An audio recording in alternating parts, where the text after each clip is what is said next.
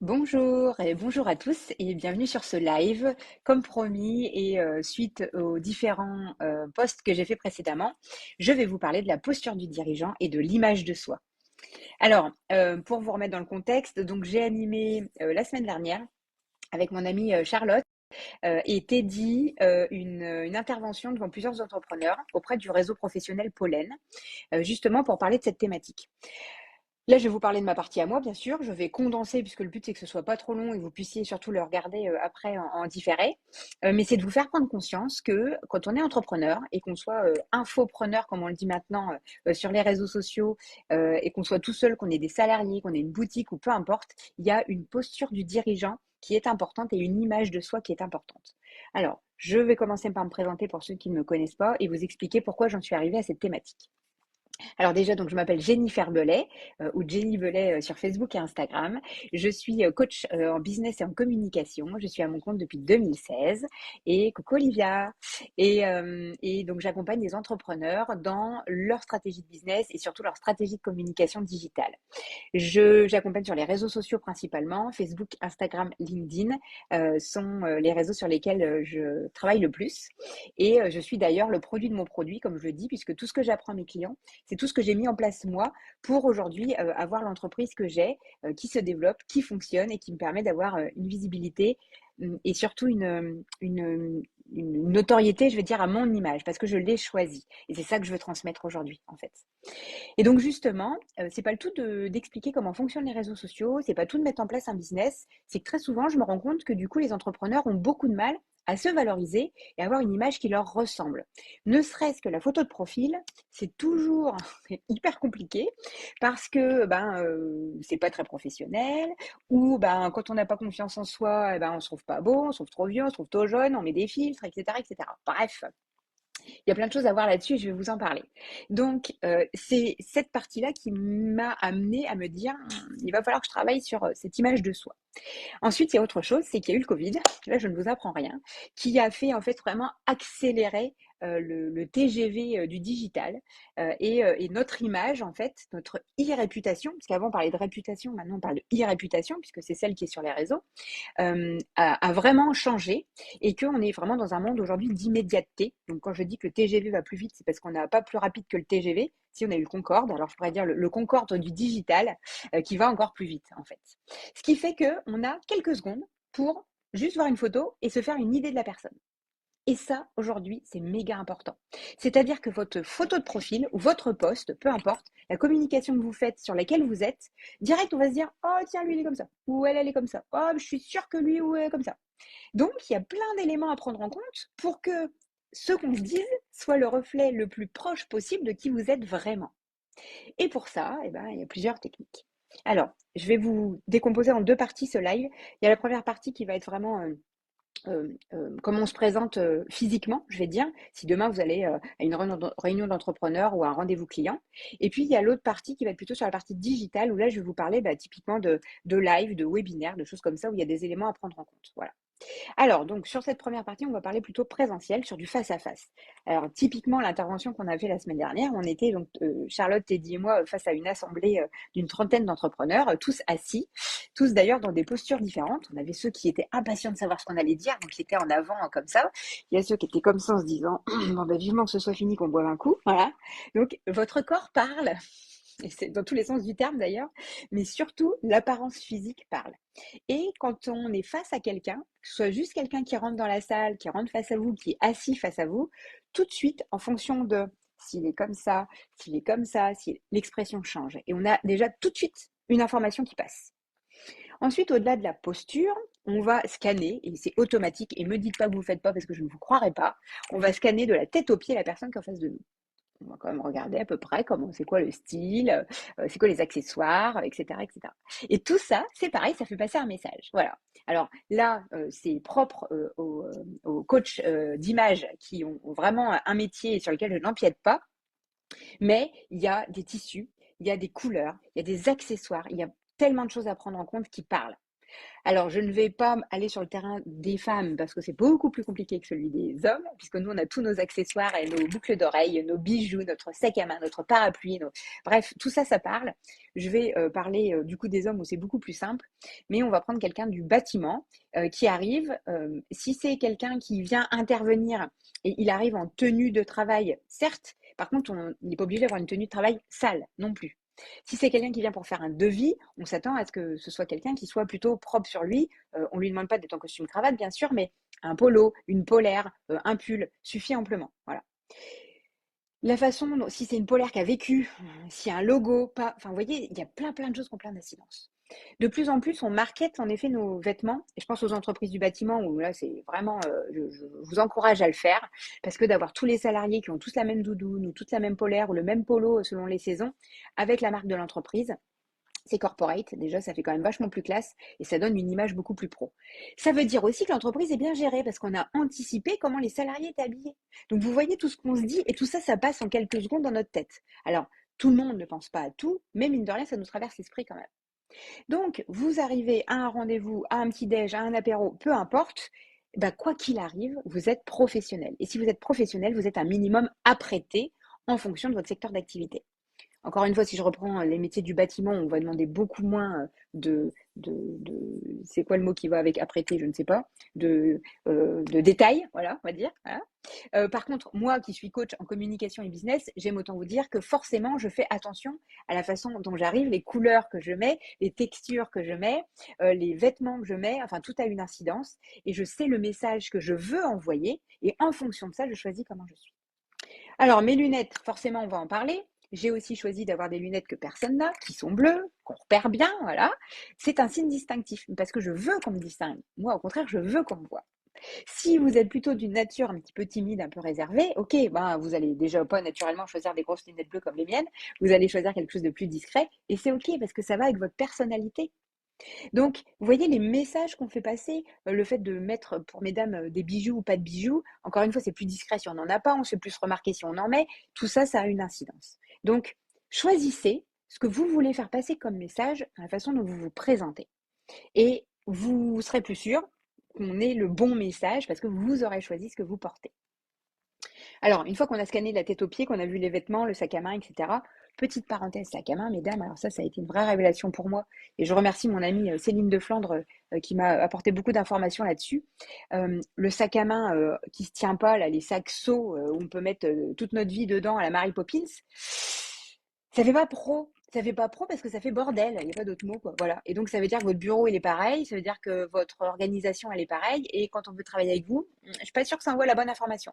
Par contre, un sac à main, déjà pas trop gros, carré, qui tient droit, qui se pose, qui est nickel, qui est propre, on se dit que bah, si votre bureau et votre entreprise sont gérés de la même façon, on est au top, quoi. Voilà.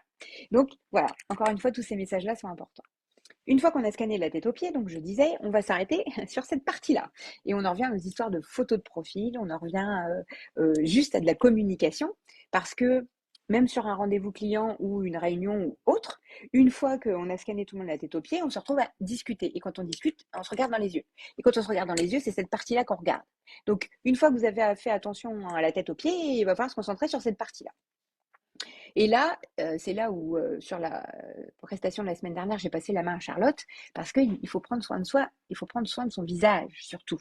Parce que si on arrive avec les yeux comme ça, cernés, alors maquillés ou pas, ça c'est encore un autre débat, mais ne serait-ce qu'arriver avec les traits tirés, fatigués, ben voilà, on se dit que vous subissez votre travail, on se dit que vous êtes peut-être crevé, débordé. Est-ce qu'on va avoir envie de travailler avec vous? Ben, je suis pas sûre. Voilà. Si vous arrivez frais comme un gardon, le sourire jusqu'aux oreilles, bien apprêté et top, eh ben déjà ça montre que vous êtes heureux de faire ce que vous faites et que vous êtes prêt à accueillir un nouveau client, une nouvelle prestation ou autre chose. Voilà. Donc posez-vous la question aussi de l'image que vous renvoyez par rapport à la tête que vous avez. Moi, je suis pas du matin. Je sais que le matin, j'ai pas la même tête. Forcément, j'ai un peu les traits tirés parce que j'aime pas le matin et c'est ok.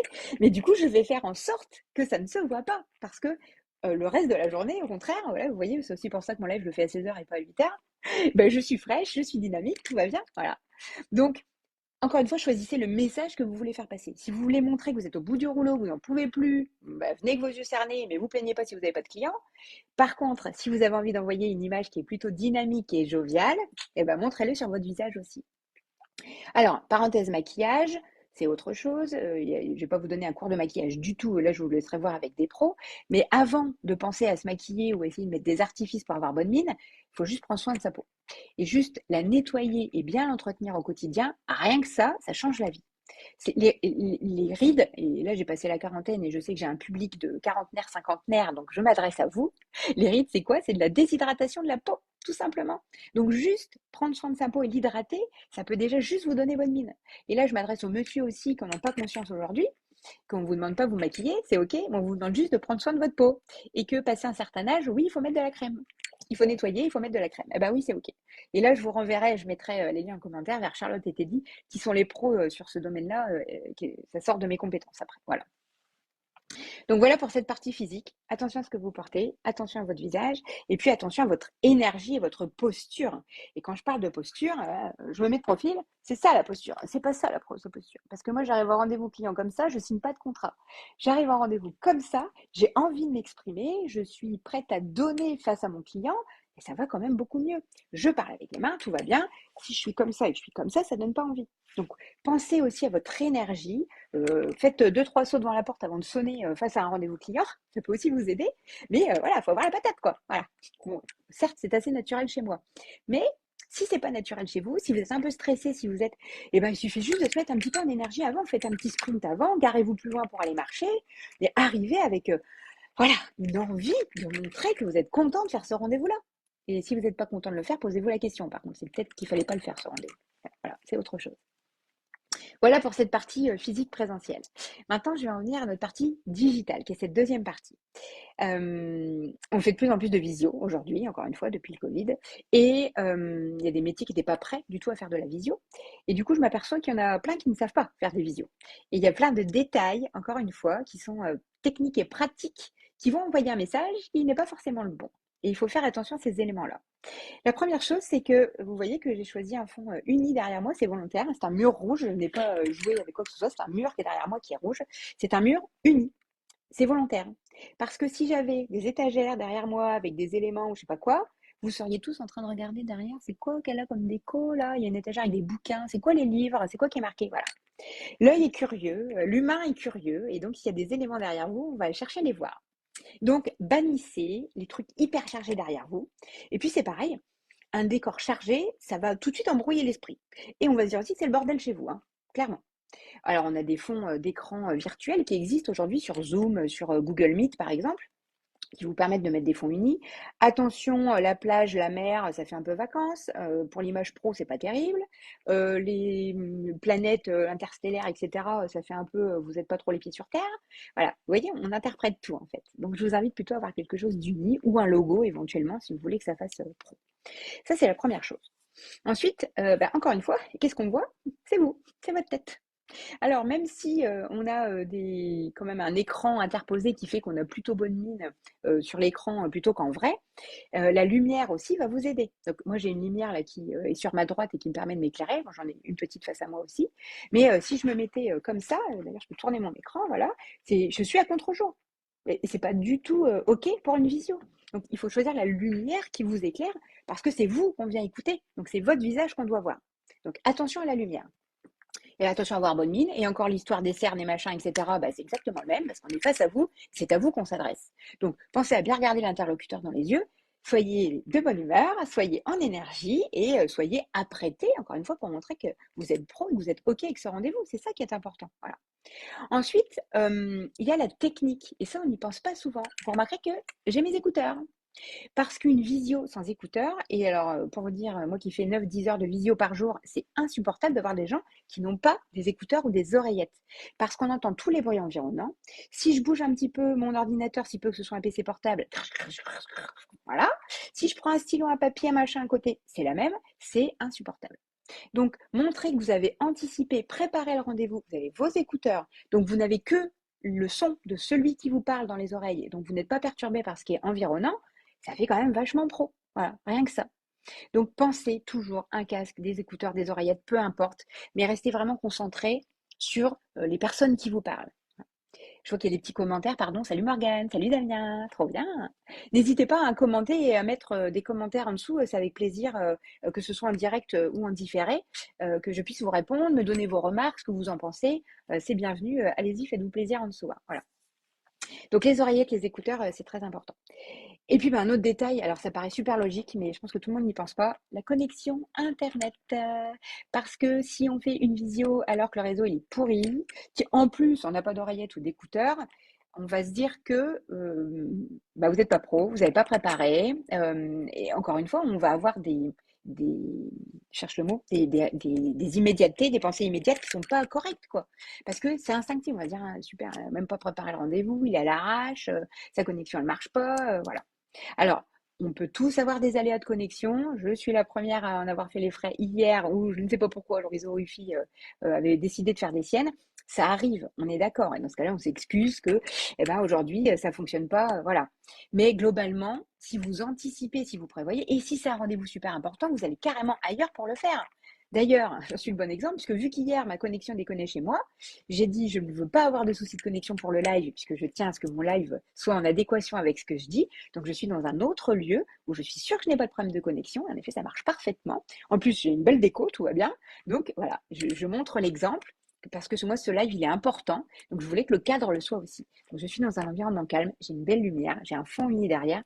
Et je suis vraiment à 300% avec vous en train de faire cette vidéo.